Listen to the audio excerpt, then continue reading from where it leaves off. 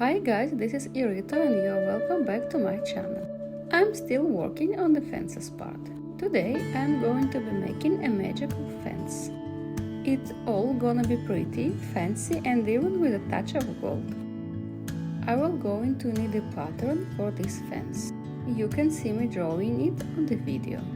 If you would like to make similar fence, I will add a link to this pattern at the description box.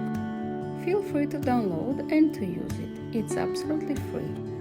If you want to watch the tutorial for the wine bottle fairy house, I will add a link to the description box as well. Also, you can find a lot of fairy houses on my channel. Making this video, I've paid attention that my hands are dirty. Well, working with polymer clay is not always clean job.